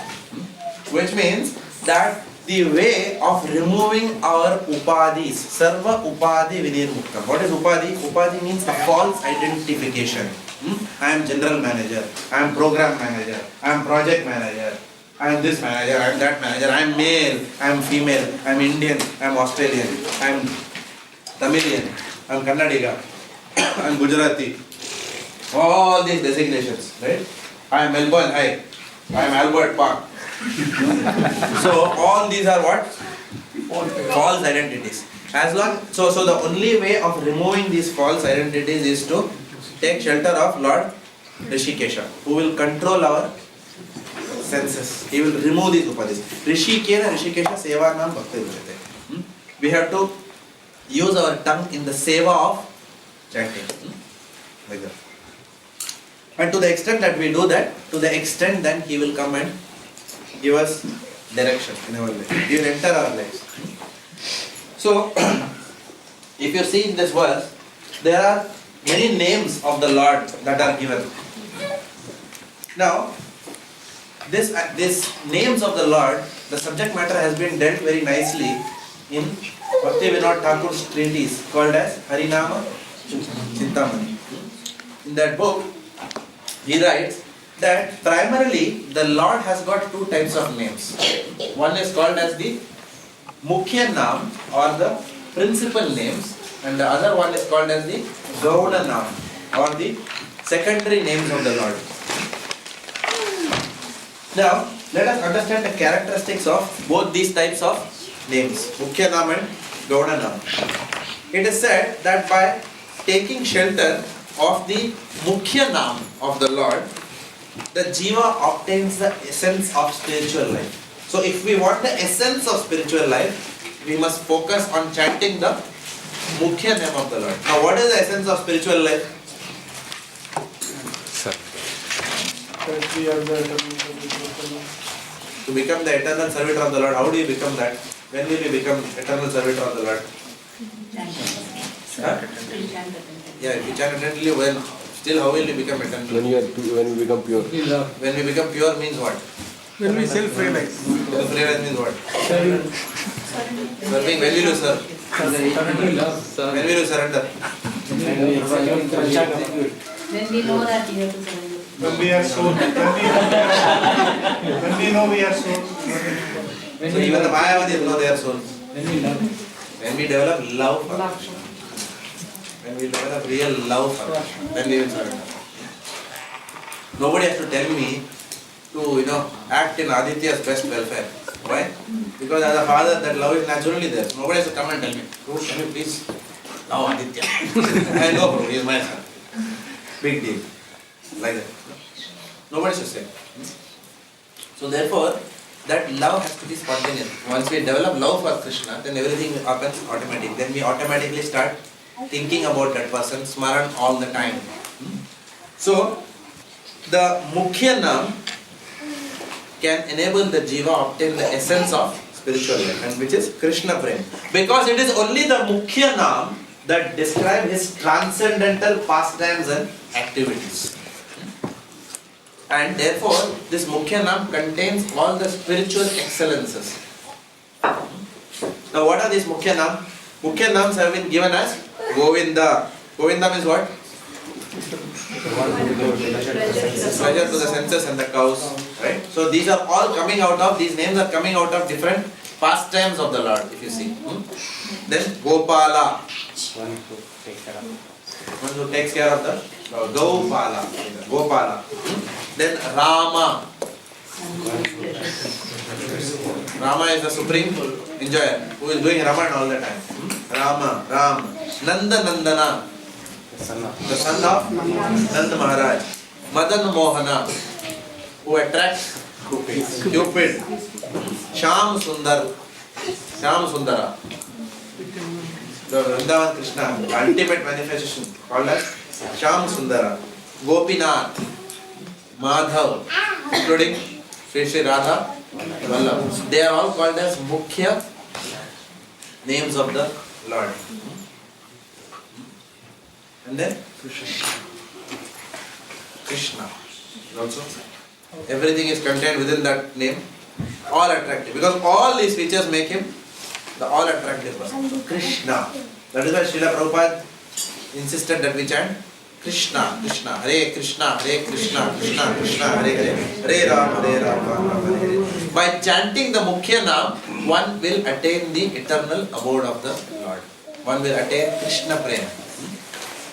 One, the Lord will become subordinate to his devotee, who chants the Mukhya Nam without offenses. We will not get into that topic of offenses now. But please understand that that is the power of Mukhya Nam. On the other hand, Gauna Nam. Gauna Nam is called as the secondary names of the Lord. What are the different Gauna Nams? It is said, what is the definition of Gauna Nam? Gauna Nam are those which characterize his affiliation with material nature. Mukhya Nam is what? based on the pastimes of the Lord. Gaudana is based on his affiliation with material nature. So it is not transcendental. What is the meaning of transcendental? Transcendental means which is beyond the three modes of material nature. So Mukhyanam is referring to transcendental pastimes of the Lord. Gaudana is still referring to his affinity or interactions with the material nature. So therefore, many names are given, called as, you can call the Lord as, oh Creator. Now what is created? Is the spiritual world ever created? No. The material world is created. So you are saying, oh Creator, oh Paramatma. Paramatma is what? Krishna expands as Sirodakshaya Vishnu. Where? In the material world. Right? And then he Sirodakshaya Vishnu enters each and every Jiva as Paramatma to guide back to Godhead. But when you attain Bhagavan itself, then what is the need of Paramatma then? Correct? So therefore, Creator, Paramatma, all these are glorifications of the Lord in relation of His to the material world. Oh Brahman! Lord Krishna is Brahmano, He Pratishta Aham. So he is saying, I am verily Brahman. So you can call him as Brahman also. Oh maintainer, oh annihilator. Like that. Oh Yajneshwara. Yajneshwara means what? Oh that to whom all the Karma Kanda sacrifices, who ultimately is the Bhokta. Like that. Oh Bhokta. Hara. Oh energy of the Lord. Like that. So all these are given as the Gaudana. Such names are usually Bhaktivedanta Thakur writes that such names are usually invoked. Which names? The secondary names are invoked by people who are pursuing fruitive activities and empirical knowledge. And it says that chanting such names can offer piety and liberation. Chanting the secondary names of the Lord can offer piety and liberation, but it cannot offer love of Godhead. Love of Godhead is above liberation. Just hold your question, brother. However, love of Godhead cannot manifest, which is the most important result of chanting. That is what the Acharya concludes. So these two things we need to be very are coming out very clearly in the purport of Prabhupada. Further, Virat, just hold your questions. Or maybe I will take it if we have extra time. Like we have 4 or 5 more verses. Of course, most of the things we have covered. Arjuna is also referred to as Dhananjaya. Why is Arjuna referred as Dhananjaya? Because Arjuna helped Maharaj Yudhishthira to generate funds when he needed to perform various sacrifices like the Rajasuya sacrifice. So Arjuna is mentioned as Dhananjaya. Of course, there are some of the pastimes of Mahabharata, but those are not very necessary to discuss in the class now. Maybe if we have extra time in the next class during the recap, we will tell you some pastimes about this Dhananjaya figure. How he got that name.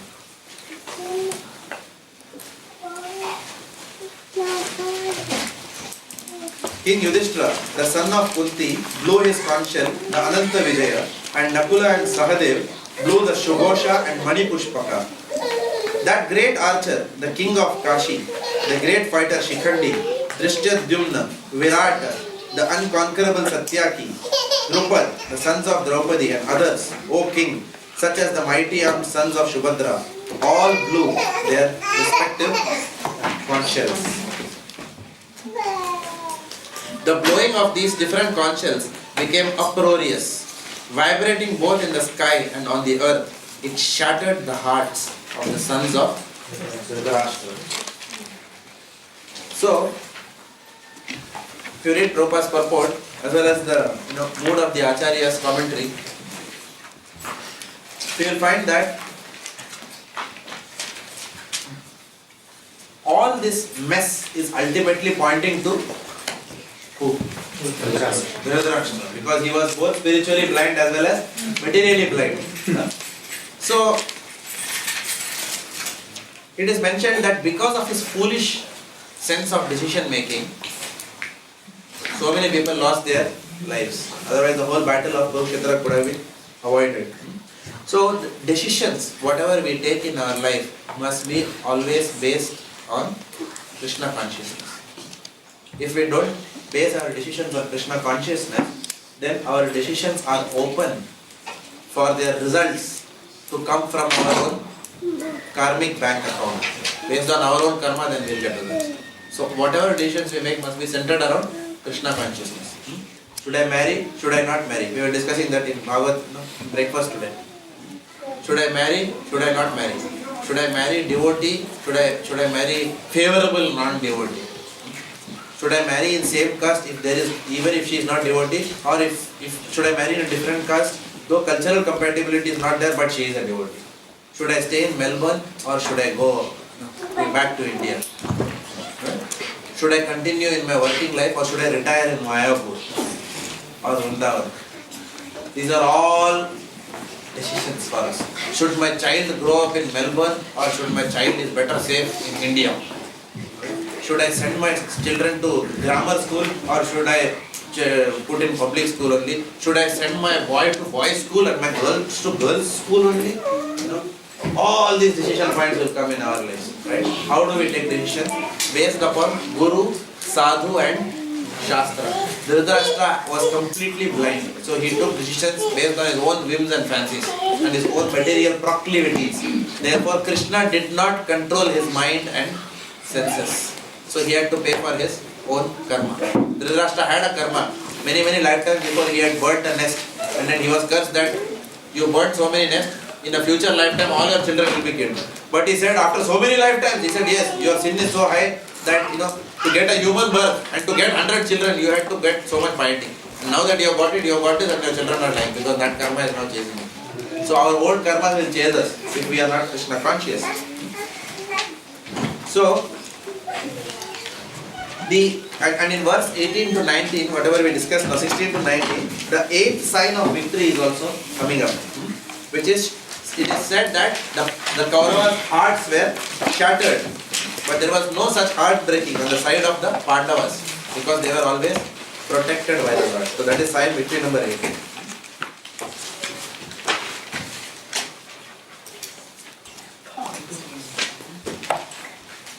Now this shattering potency from the conch shell came purely because of the bhakti of the Pandavas. This is very similar to preaching also. Our preaching should be such that it has to shatter the material consciousness of people.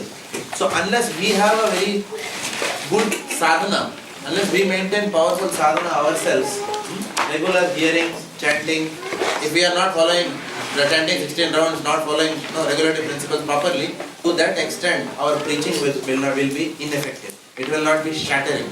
So it is said that because of the confidence of the Pandavas, full faith in Krishna, because of that, simply they blowing their conscience shattered the hearts of the Kauravas. So you apply it to your preaching now. Devotees are also doing the same thing. We are also blowing the conch shell of Krishna consciousness when we preach.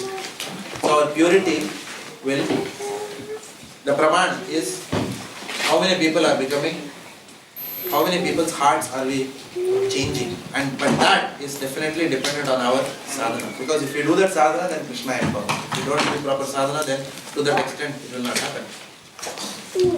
The blowing of these different conch shells became uproarious, vibrating both in the sky. Did we read that? It shattered the hearts of the sons of Dhritarashtra. You read that, right? Yeah. At that time, Arjuna, the son of Pandu, seated in the chariot, bearing the flag marked with Hanuman, took up his bow and prepared to shoot his arrows. O king, after looking at the sons of Dhritarashtra drawn in military array, Arjuna then spoke to Lord Krishna these words. So the mood of the warriors is shown in the battle of Kurukshetra is shown here. So in the battlefield of Kurukshetra, most of the powerful Kshatriyas in the world were present. So the Acharya, Bhurijan Prabhu writes that each warrior in the battlefield of Kurukshetra, he carried the spirit of battle in his blood. It was not that they were being paid and therefore they were standing there. So each of them had the spirit of battle. Sometimes when we go into office, we are not going in the spirit of, but we are mostly going out of fear. On Monday morning we have the conversation, in office. Oh, where are we now? We see the time. When will Bhakti Vaibhav start in the evening? Like that. But here, each Kshatriya had the spirit of battle. They loved their jobs. Gurujan Prabhu says, unlike the 1960s, when US was recruiting for the Vietnam War, and who were they recruiting? They were recruiting students. It is said, what is that verse? Chatur Varnam Maya Shrishtam Gunakarma Vibhagasha, which means that basically this Varnashrama Dharma recruitments have to happen based on aptitudes, right? So the aptitude of the person has to be that of a Kshatriya. You can't take a Brahmana and say that, oh, come on, kill him. No, come to the battlefield, like that. He'll say, no, I don't know, I can give classes, but I can't fights. With my words, then I can change the hearts of people, but then if you ask me, do karate or kung fu with that fellow, I can't do all that. So, but what happened was the United States was forcefully recruiting students. Now, students are the people who are least interested in going to the battlefront, but they are forcefully recruiting people whether they like or not and filling them up and sending them to Vietnam, like that. So, Gurujan Prabhu brings out this point very nicely. So, the mood was very genuine in both the sides.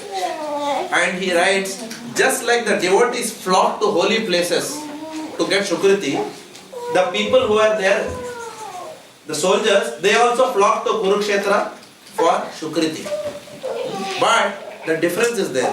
Devotees go to holy place for getting Bhakti Unmukhi Shukriti. Whereas the people, and we will talk about Bhakti Unmukhi Shukriti later. In short, Bhakti Unmukhi Shukriti is that which will develop our love for Krishna. It is a component of Bhakti. But the people who are there on the battlefield of Kurukshetra, they came for Karmonmukhi Shukriti. Karmonmukhi Shukriti means by fighting, they knew that they will go back to the heavenly planets to enjoy. So the people on both the sides, they have come with that goal. Okay, if I die, Shaheed ho jaunga, Swargvasi ho jaunga. Then once you go to Swarg, then you can enjoy with the damsels there, like that. So people have come with that spirit. Then finally, the sign number 9, victory sign number 9 for the Pandavas. What was that? Hanumanji on Arjuna's flag. That is also being mentioned here. So Hanuman decorated the chariot's flag. Now the pastime is that Arjuna was seeking some celestial weapons. Now as the Pandavas were going, Arjuna wandered off to seek celestial weapons and the Pandavas drifted in another path. Now when they drifted, it is said that they drifted towards Badrikashram. They wandered somewhere and the Alakananda river was there along their way. And the Alakananda river, when Draupadi was walking along, the river brought a very nice 1,000-petaled lotus in front of Draupadi. So she loved it so much that she wanted to gift it to Maharaj Yudhishthira. Not one, but she wanted many more. So she told Bhima, can you go and get more lotuses like this for me? And Bhima said, okay, definitely I'll go. No? So Bhima started walking up on the Himalayas. It is said where no man actually can go, no mortal can go to such places, right? So Bhima walked there, and as Bhima was walking, he was roaring like a lion, and he was uprooting all the trees, everything that came along his way, right? And it is said even the tigers and ferocious animals were scared when they looked at Bhima. So in that rage when Bhima was walking, he saw a monkey sitting in front of him. And Bhima, and the monkey was obstructing his path. So Bhima was, started roaring loudly. He said, get out of my way. And the monkey said, no, why don't you cross over me and go? So Bhima said, no, you go out of my way right now. So the monkey said, I am very old, so I can't get up. Do one thing, you just move my tail aside and you walk. Because it was not etiquette to cross a person. So Bhima was following the etiquette. So he can't even cross the tail of a person. So he move my tail. So Bhima said, okay, fine. So he tried to move the tail, but the tail wouldn't budge an inch. And then Bhima realized this person is not ordinary, because Bhima thought that he was the strongest. So the whole idea was that this person was Hanuman, who was sitting there to crush the false ego of Bhima. So Bhima's false ego came down, but at the same time they were both brothers, both were Vayu Putra, right? So Hanuman revealed that, and Bhima also was very happy to see. Then they embraced one another, and then Hanuman showed Bhima the same form which he had used when he jumped to Lanka. He showed him that form and then blessed Bhima, saying, Vijayi Bhava, when on the battlefield of Kurukshetra, I will adorn the chariot of the Pandavas. And that is how Hanuman was present there. I will remain in the flag, and not only that, he said, whenever you roar, I will also roar along with you. That's why Brahma's roar, Bhima's roar sent shock waves in the hearts of the Kauravas. So any points here? Isn't Hanuman same? Brothers, they're both sons of wife. So it's not like the same person came as two different people, not like that. That's not my understanding when I read the book.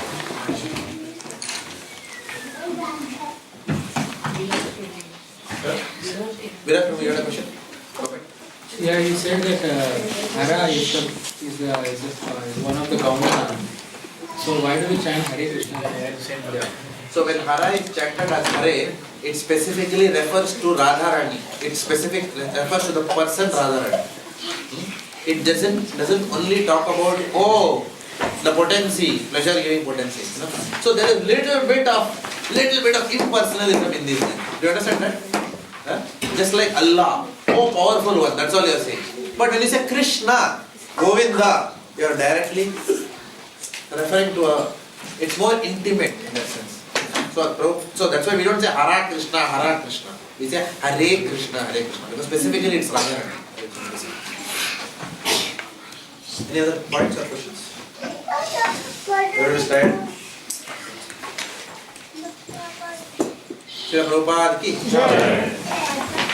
What is the verses? 21 to 27.